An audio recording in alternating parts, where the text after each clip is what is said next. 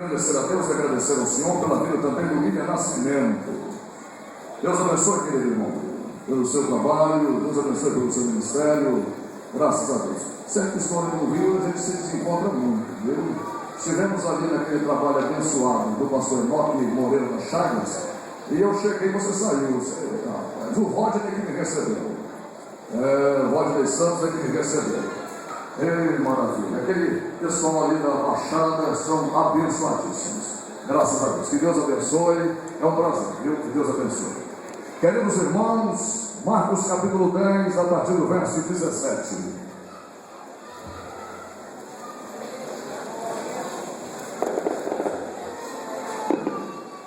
Eu quero agradecer aqui, ontem à noite, a missionária Leide Sade, que Deus abençoe, atendendo ao pedido, louvou a Deus de forma sucinta. Que Deus abençoe seu ministério e o lançamento do seu CD, que está bem breve. Que Deus abençoe. Pastor Giovanni, para mim é um prazer, pastor, rever em nome de Jesus. Demais a Deus. Todos os irmãos encontraram, por favor, amém. Pondo-se a caminho, correu para ele um jovem, o qual se ajoelhou, dizendo: Bom mestre, que farei para herdar a vida eterna? Jesus lhe disse: Por que me chamas bom? Ninguém é bom senão um só, que é Deus. Tu sabes os mandamentos: não adulterarás, não matarás, não furtarás, não dirás falsos testemunhos, não defraudarás alguém, honra teu pai e a tua mãe. Ele, porém, respondendo, lhe disse: Mestre, tudo isso guardei desde a minha mocidade. E Jesus, olhando para ele, o amou. Ele disse: Falta-te uma coisa. Vai e vende tudo quanto tens e dá aos pobres, e terás um tesouro no céu. E vem e segue. Mas ele, contrariado com essa palavra, retirou-se triste, porque possuía muitas propriedades. Senhor nosso Deus, agradecemos ao Senhor por essa palavra, em nome de Jesus, fala aos nossos corações. Amém. Acertem-se, irmãos, aqueles que podem, por favor.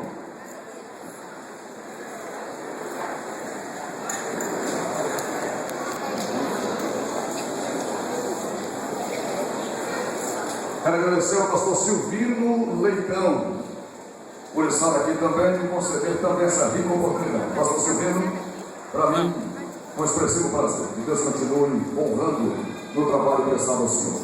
Queridos irmãos e irmãs, expressivamente, diretamente aos jovens na noite desse dia, por mais uma vez, essa passagem bíblica, ela traz-nos ensinamentos expressivos, ensinamentos grandiosos, ensinamentos que com certeza vamos falar muito ao coração. Mas eu gostaria de, quem sabe, de antemão, trazer pelo menos a contextualização dessa palavra bíblica. Inicialmente, essa passagem retrata-nos um jovem rapaz, um jovem, indo de encontro ao Senhor Jesus e apresentando a Jesus uma certa indagação, sabendo esse, por sinal, que estava insatisfeito com a sua vida cristã, insatisfeito, ou quem sabe, achou que não havia suficiência religiosa para o fazer salvo. Preocupado com isso, procurou o Senhor e disse: Bom mestre. A palavra bom mestre, nesse sentido, significava que ele estava dizendo: por favor, o Senhor que se intitula, tu que és mais nobre do que os rabinos, do que os doutores que me ensinam a lei, diga para mim em qual direção eu devo ir para ser salvo. E diz a Bíblia que Jesus o repreendeu, dizendo: por que me comparas com os demais? Por que me chamas bom? Bom é Deus acima de tudo. E ele disse: o que eu devo fazer? Na conversa, no diálogo, esse jovem olhou para Jesus e disse: eu estou preocupado, pois eu não acho que estou completamente salvo. E Jesus começou a dizer para ele: você conhece os mandamentos? Ele disse: conheço. Jesus, numa repetição do decálogo, começou a falar com esse jovem: não matarás, não adulterarás, e foi explicando. E ele disse: bom, se depender então dos mandamentos, eu estou salvo, porque eu conheço todos eles, não somente os conheço, como os observo.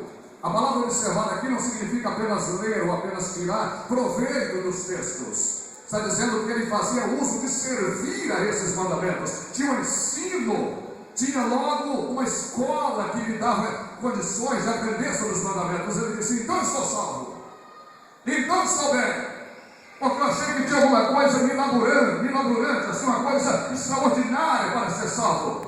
E Jesus olhou para ele e disse: falta de uma coisa. Jesus ofereceu para esse jovem, eu não sei como chama aqui no Tocantins, porque alguns lugares do Brasil têm uma nomenclatura diferente. Eu não sei como se chama aqui nas regiões entre o Bico do Papagaio, que apresenta em Maranhão, Pará e Tocantins. Mas Jesus ofereceu para aquele jovem uma negociação, uma troca. Alguns lugares chamam catira, outros lugares chamam gambira, outros lugares chamam barganha. Tem mais algum outro nome que eu não conheça? Além de barganha? Barganha, catira, gambira, rolo. Não, tem mais coisa, tem mais nome por aí, deve ter mais nome. Jesus troca mesmo. Jesus ofereceu para esse rapaz um negócio, uma negociação, uma troca. Jesus olhou para ele e disse: bom, já que você quer ser salvo, vamos fazer um negócio, vamos fazer uma troca. Faz o seguinte: pegue tudo o que você tem, tudo que você possui, aquilo que você dedica à sua vida, aquilo que está todo dia lhe trazendo alegria, pegue tudo aquilo que você sempre dedicou e amou, aquilo que lhe cerca, e faz o seguinte: vende, dá aos pobres e segue-me. A Bíblia olha de uma forma maravilhosa para nós, ou para quem possui alguma coisa. A Bíblia não estava, Jesus não estava dizendo, a Bíblia não mostra isso, Jesus não estava dizendo, torne-se pobre para ser salvo. Jesus não estava defendendo a apologia que para a salvação é necessário não possuir. Jesus não defendeu essa apologia. Jesus não estava dizendo, olha, para ser salvo é preciso ser pobre. Jesus não estava dizendo que ricos é que não vão herdar. Jesus também não estava dizendo que pobres não vão herdar. Jesus estava dizendo alguma coisa está segurando a sua vida. Alguma coisa está dominando o seu ser. Você está sendo tomado todos os dias por um prazer que com certeza está o impedindo de sentir-se salvo. Observe, queridos irmãos, não obstante, Jesus estava dizendo para esse rapaz o que está escrito em Lucas capítulo 9. Eu faço questão de ler, eu poderia citar, mas eu faço questão de ler o que está escrito em Lucas capítulo 9. Olha o que diz a Bíblia no versículo 23. E dizia a todos: se alguém quer vir após mim, negue-se a si mesmo, tome cada dia a sua cruz e siga-me. Jesus estava oferecendo para esse rapaz trocar a sua história pela cruz. Jesus estava dizendo: eu estou oferecendo hoje a cruz, o Calvário. Isso é doloroso de se ouvir, é difícil. Eu vou trazer uma palavra para jovens aqui, mas com certeza vai falar a muitos homens e mulheres que são presentes. Queridos irmãos, esta mesma oferta que Jesus fez a este jovem, Jesus escutou essa mesma oferta alguns anos atrás, mas não escutou da mesma forma, de uma forma oposta. A Bíblia mostra-nos em Mateus, capítulo 4, irmãos, essa oferta que Jesus escutou. E olha como foi a oferta que Jesus escutou em 4, versículo 8, diz assim: novamente o transportou o diabo ao monte muito alto, e mostrou-lhe todos os reinos do mundo e a glória deles. E lhe disse: tudo isso te darei, se prostrado me adorares. Então disse-lhe Jesus: vai-te, Satanás, porque está escrito: ao Senhor teu Deus adorarás e só a Ele servirás. Olhe bem, queridos irmãos, o que Jesus ouviu da boca de Satanás. Satanás fez uma oferta a Jesus. Satanás disse: por que você, em vez de ir para a cruz, não aceita tudo isso que eu tenho para lhe dar? Satanás, em vez de oferecer o Calvário, ofereceu o livramento dele. Satanás, em vez de oferecer a cruz, ofereceu a estratégia. A estratégia foi: eu te ofereço no lugar da cruz, te ofereço vida mole, vida fácil, vida boa, te ofereço tudo isso aqui. Queridos irmãos, deixe-me trazer aqui uma reflexão para quem não sabe o que eu vou dizer. Satanás sempre tentou impedir o Calvário. Tem pessoas que já devem ter escutado várias e várias vezes aí, alguns pregadores sensacionalistas, por sinal, com o intuito de tentar extrair emoções da plateia, avisando e falando que enquanto Jesus estava na cruz, Satanás estava fazendo uma festa no inferno. Eu não sei como, se vocês já escutaram isso várias e várias vezes. Isso não está na Bíblia, não faz parte da nossa doutrina. Satanás não podia fazer festa no inferno enquanto Jesus Cristo estava na cruz. Primeiro, vou explicar a vocês, queridos irmãos. A Bíblia diz em Mateus capítulo 4 que Jesus foi batizado por João Batista. Saindo ele da água, foi levado para o deserto a fim de ser tentado. Mas antes de tudo isso acontecer, João Batista parou de batizar. João 1:29, ele parou de batizar e disse: eis aí o Cordeiro de Deus que tira o pecado do mundo. Escutem, queridos irmãos, João Batista apresentou a todos que ali estavam. Colossenses capítulo de número 2, versículo 15, está dizendo que o Senhor expôs publicamente principados e potestades. Observe o que eu vou dizer: diante de todo o inferno, João Batista disse: esse ali é o Cordeiro. No Antigo Testamento, o Cordeiro só era Cordeiro depois que fosse imolado. Cordeiro para perdoar pecado no período da expiação anual só era Cordeiro visto depois que fosse morto. Todo Cordeiro tinha que morrer. Quando João Batista disse: é o Cordeiro de Deus,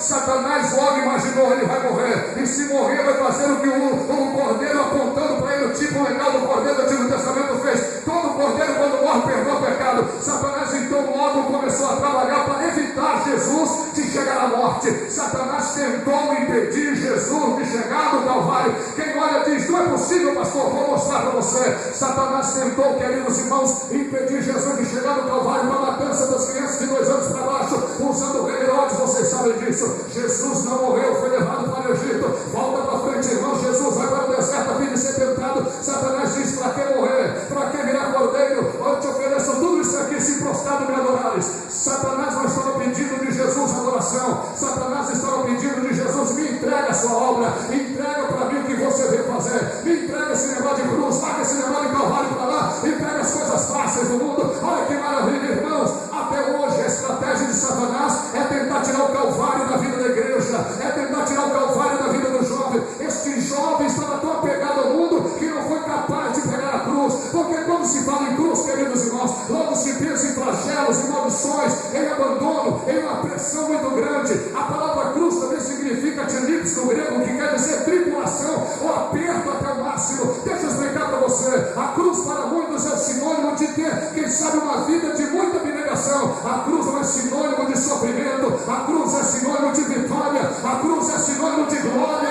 a cruz é sinônimo de bênção, a cruz é sinônimo de vida eterna. Foi pela cruz que Jesus Cristo triunfou, pois a Bíblia diz em Colossenses 2, 14 e 15, está escrito: ele riscou a cédula gravando na cruz, e ele riscou de uma vez por todas todos os males contra nós. Foi na cruz do Calvário que Jesus venceu. A morte foi vencida na cruz, os problemas vencidos na cruz, enfermidades vencidas na cruz. A cruz é o começo da nossa vitória. Quem acredita no poder da cruz do Calvário, levante as mãos e dá glória a Deus. Para você que está me ouvindo, até hoje a estratégia de Satanás é antiga. Até hoje a estratégia de Satanás é a mesma. Ele tenta, queridos irmãos, de qualquer maneira, de lubriar. Ele tenta tocar, negociar com você a vida eterna. Ele está, quem sabe, todos os dias tentando apertar o jovem para colocar no ouvido desse jovem: por que pegar a cruz? Olha o que você tem, olha o que é que está no seu redor, olha aquilo que está contigo, é melhor do que esse negócio de cruz. Observe que Jesus falou para aquele jovem: eu te ofereço agora, faz o seguinte, desprenda-se do mundo e pega a cruz, e você vai ter o que você quer. Acredite, a salvação só vem se o Calvário estiver presente, se Jesus for no meio, se Jesus for o centro, se Jesus for a estrutura, se Jesus for em cima, se Jesus for do lado, se Jesus for do outro. A sua vida vai ser hoje colocada não somente à prova, mas a sua vida hoje vai demonstrar que o céu existe, que o Calvário é melhor, que a cruz é melhor. Quem acredita, dê glória. Queridos irmãos, Satanás tentou impedir Jesus de chegar no Calvário. Satanás usou a boca de um amigo de Cristo, de um discípulo seu. Jesus disse: eu estou descendo para a morte. E ele disse: não faça isso. Jesus repreendeu: para trás de mim, Satanás. Eu vou morrer.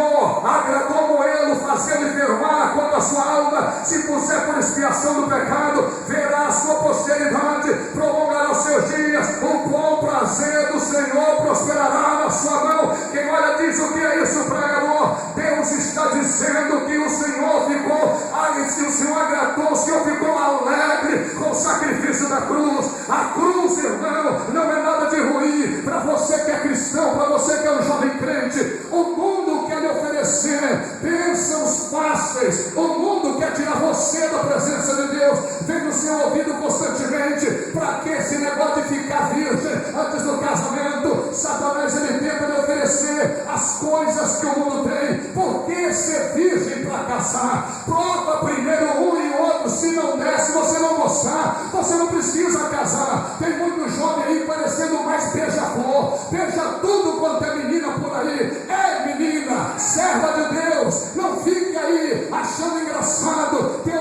namorado, ele beijou tudo quanto é menina da igreja, chegou a tua vez. De maneira nenhuma aceite um negócio desse. Deus te fez para ser santa. A cruz é um momento de separação, e se você aguentar um pouco mais, a vitória vem logo após o terceiro dia, porque a Bíblia diz que é o terceiro dia aquele que estava na cruz ressuscitou. Acredite, vale a pena esperar. Quem acredita, levante a mão e dá glória a Deus. Querido, Deus tem o melhor para você. Observe o que eu vou dizer. Satanás sempre tem uma maneira de tentar trocar com você o Calvário. Satanás sempre tenta levar de você vantagem. Satanás sempre tenta. Ele tenta por meio da internet, ele tenta por meio de muitas coisas. Tem jovens que estão perdendo completamente os valores. Infelizmente tem até aqueles jovens que acham que o diabo está usando o papai e a mamãe dele. Porque tem jovem hoje dizendo no seu interior: eu vou casar para ir embora, porque eu não aguento mais o chato do meu pai. Tem muito jovem que às vezes responde o pai: ah, pai, não enche, que saco. É o que nós estamos ouvindo da boca de alguns jovens. Jovem, não aceite isso do diabo. Ele quer tirar de você a coroa, ele quer tirar de você a graça, ele quer tirar de você a cruz. A cruz pode parecer difícil para alguns. Tem pessoas que chegam a chamar até a sogra de cruz. Meu Deus, o que é isso? A cruz não é sogra, a cruz não é marido, a cruz não é esposa, a cruz não é filho. A cruz é o sinônimo da vitória. Quem hoje está aceitando ser santo, vai continuar santo e vai chegar na nação celestial. Jesus te chama para uma vida de cruz. Quem aceita a cruz, aí levante a mão e dá glória a Deus. Vai. Difícil, não é difícil nem impossível. As pessoas hoje estão falando mais em vida fácil. Deixa eu dizer uma coisa para você, queridos irmãos. Quando Jesus se apontou à cruz, quando Jesus se preparou para a cruz, os amigos abandonaram. Os amigos que você acha serem seus amigos não vão estar com você quando você falar que você é crente. Eles vão dizer: por que você fica aí batendo o pé que é crente? Faz o seguinte, manda seu papai e sua mamãe plantar batata. Ai, Jesus amado, tem muito jovem ouvindo isso dos seus amiguinhos. Imagine, seus amiguinhos estão dizendo, entre aspas: se você não sabe, querido irmão e querida irmã, é uma ação do diabo para te roubar o Calvário, para te roubar a glória do Calvário. Jesus nos colocou uma palavra tremenda e maravilhosa. Está escrito em 1 Pedro. Eu vou ler para você aprender, eu vou ler para você ouvir e ter aí um conhecimento dessa passagem bíblica. Olha o que diz a Bíblia, 1 Pedro, capítulo 1, versículo 10 e 11: a qual salvação inquiriram e trataram diligentemente os profetas que profetizaram da graça que vos foi dada, indagando em que tempo e que ocasião que o Espírito de Cristo que neles estava indicava e testificava os sofrimentos que Cristo havia de seguir com a cruz e a glória que se seguiriam após cada sofrimento. Sabe o que a Bíblia está dizendo? Que após cada momento em que você não aceita as ofertas do diabo, é um pouquinho mais perto de Jesus que você chega. Cada vez que você nega, está bate-papo imoral, é um pouco mais perto de Jesus que você chega. Cada vez mais perto de Jesus, mais perto de ser santo. Cada vez mais perto de Jesus, mais perto de entrar no céu. Cada vez mais perto de Jesus, mais perto de ser abençoado. Cada vez quanto mais eu carrego a minha cruz,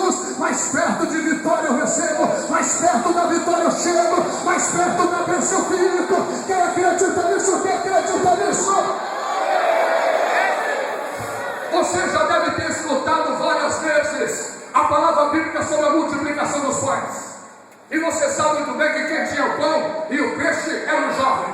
Repita comigo, foi um menino. Agora coloque a palavra jovem, foi um jovem. Agora já parou para pensar por que tinha uma multidão daquela? Um jovem foi encontrado. Por que no meio daquela multidão inteira, um jovem foi encontrado? Primeira razão por que encontraram um jovem com 5 pães. Porque ele estava perto de Jesus. Quem está longe de Jesus, ninguém sabe o que ele tem nas mãos. Jesus quer aproveitar o seu talento. Se você está perto dele, ele vai usar você, vai usar o que você tem. Quem está perto sempre serve. Quem está perto sempre serve. Aqui, acenda o povo aí, dá pão para todo mundo comer. Onde é que ele vai arrumar pão? Tem um jovem aqui, pega esse jovem, porque está tão perto que é difícil esconder. Está tão perto de Jesus que é difícil deixar de lado. Está tão perto de Jesus que é difícil não vê-lo cantando. Está tão perto de Jesus que é difícil não vê-lo dando glória a Deus. Está tão perto de Jesus que é difícil não ver que é crente. Tu és salvo, salva. Levante a mão e diga: eu prefiro ficar perto de Jesus. Vai para quem está do seu lado, perto de Jesus é melhor. Tem muito amigo tentando comprar você. Satanás usa a mesma estratégia até hoje. A estratégia dele é essa. Irmão, você não tem ideia do que tem pessoas tentando melhorar. Usar, queridos irmãos, você já deve ter ouvido falar na história de Uzá.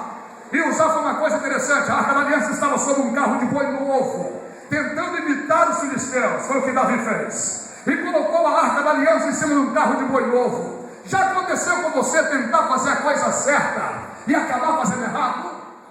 Já aconteceu com você tentar fazer a coisa certa e acabar dando errado? Já aconteceu com você? Quem já aconteceu, já passou por isso? Levante a mão para me ver. Já tentou fazer a coisa certa e deu errado? Muitas pessoas. Aqui no ponto também tem pessoas assim. Já tentou fazer a coisa certa e deu errado? Uzá tentou fazer a coisa certa, mas deu errado. A arca pendeu, começou a balançar. Era coisa certa ou não era? Não deixar ela cair. Era coisa certa, mas deu errado. Era coisa certa não deixar a arca cair. Casar é certo ou errado? Casar é certo ou errado? Certo. Por que às vezes está errado? Por que às vezes está errado? Porque começa errado. Porque às vezes tem de forma errada. Deixa eu dar um exemplo para você aqui. Tem muitos nos dias de hoje que Satanás está conseguindo manobrar a mentalidade. Tem uns que estão achando que casar é para se ver livre do pai e da mãe. Tem uns que acham casando, meu pai e minha mãe não vão mais mandar em mim. Está tentando fazer a coisa certa do jeito errado. Tem muitos que estão achando que casar é bom. Mas por que tem hora que acaba dando errado? Eu vou explicar por quê. Infelizmente estamos vivendo um dia e um tempo em que a libertinagem está solta. Todo mundo tem acesso à liberalidade da net, à liberalidade moral e social. Está todo mundo tendo acesso a isso. Interessante que filhos hoje estão achando, irmãos, que casar ou manter relacionamento é um ponto para aventurar. E eu vou dar uma palavra para você aqui. Começa onde você procura. Sabe qual foi o problema de Sansão? Eu falei dele ontem aqui no capítulo 14 de Juízes. O problema de Sansão não foi ter casado. O problema de Sansão foi onde ele arrumou seu casamento. Primeiro, você está procurando casamento onde? Procurando casamento nos bonitos e nas belezas que existem no mundo que não são cristãs. Cuidado com isso. Tem um cunhado dizendo: pastor, ela vai aceitar Jesus. Ela me enche os olhos. Ele vai aceitar Jesus. Ele me enche os olhos. Uma certa situação, pastor José Ribamar, a menina brigou com o pai dizendo: eu vou casar com ele porque ele me enche os olhos. 3 meses depois, volta a menina com o olho roxo. O pai disse: te encheu o olho mesmo, viu, minha filha? Você não conhece quem é esse rapaz. E às vezes pensa, tem menina que para não perder o namorado deixa ele passar onde não pode. Tem menina que para não perder o namorado deixa. Você é templo do Espírito Santo, minha irmã. Cuidado onde você procura. Se você está procurando o seu namorado no lixo, o que vem do lixo não presta. Procure quem está na casa de Deus, que Jesus já reciclou, já fez vida nova, já transformou. Acredite,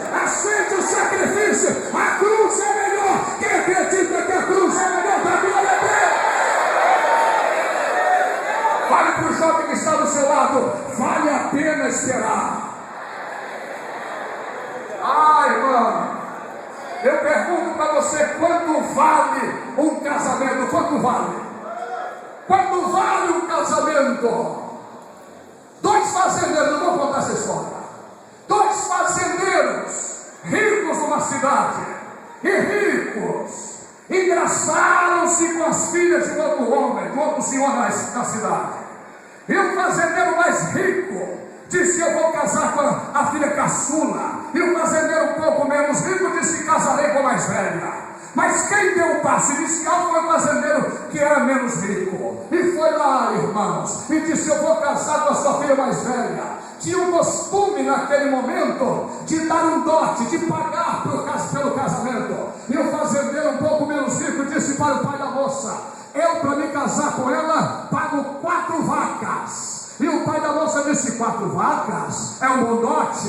Case, pode levá-la embora. E o pai da moça foi justamente para o casamento e pronto, foi embora. Sobrou a filha caçula, sobrou a filha mais nova. E o fazendeiro mais rico da cidade queria casar com ela. Só que a filha caçula era mais ou menos assim. A filha caçula era mais ou menos assim: perninha torta, ombro caído, carinha cabisbaixa, era toda xoxinha, igual fala lá em Goiânia. Era xoxa, era assim, era toda jururu, toda ruizinha da vida.